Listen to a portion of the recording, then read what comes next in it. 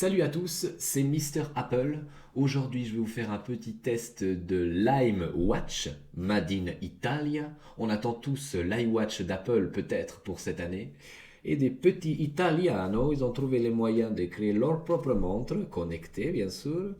Et c'est pas vraiment la joie. Le design est pas trop mal. On a de l'aluminium, on ne sait pas si c'est vraiment de l'aluminium.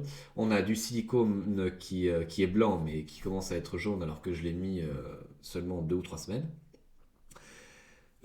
Quand je l'ai reçue, elle avait une fuite de lumière en haut du bracelet. Je l'ai colmaté avec un peu de scotch en démontant le bracelet. Et j'ai mis 5 jours à la configurer pour qu'elle se synchronise avec mon iPhone. Alors regardez un peu la bête. C'est magnifique, c'est assez sobre, c'est pas trop gros. Euh, ça a un écran de 1,54 pouces, 240 x 240. On a 4 Go de mémoire où on peut donc la synchroniser avec son Mac ou son PC. Avec ce magnifique câble, d'un côté USB, de l'autre côté jack. Ils ont fourni une longueur vraiment bonne, quoi. On peut un peu se déplacer avec sa montre tout en l'ayant connecté, c'est assez cool. Le package, eh bien, on dirait que c'est du Made in Apple, c'est du white. Dedans, eh bien, on a le fameux câble, on a le manuel, on a le super manuel Made in Italy, traduit en 15 langues. Alors que dire? Eh bien, vous pouvez voir sur les images, c'est assez réactif. L'écran est pas mal. La définition est pas très grande, mais comme l'écran est tout petit, eh bien, on a l'impression presque que c'est du Retina. Ça réagit bien, ça tourne sous un Android modifié, assez léger. On peut regarder ses mails, mais c'est pas terrible, comme vous pouvez le voir sur les images. On peut regarder son Facebook, on a les contacts, on peut appeler directement. Donc elle est connectée par Bluetooth à l'iPhone.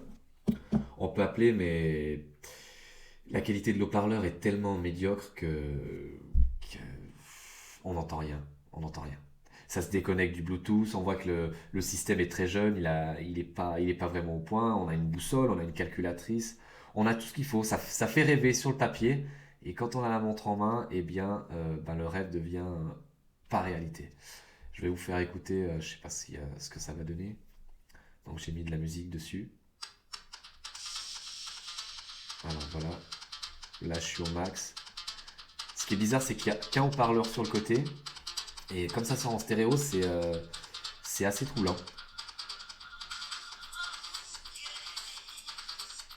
Voilà pour la partie musicale.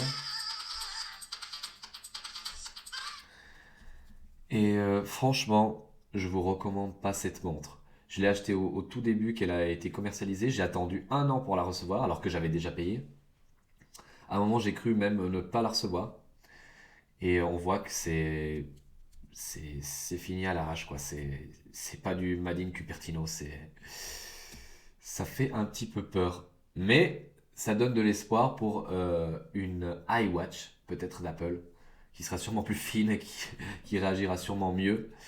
Alors, à ce prix, à 419 francs suisses, à peu près 300 et quelques euros, ça vaut vraiment pas le coup. Passez à côté de cette montre, attendez peut-être qu'Apple nous sorte quelque chose ou que d'autres constructeurs nous sortent quelque chose, mais ne vous faites pas avoir par le Made in Italia, ce n'est pas une Ferrari.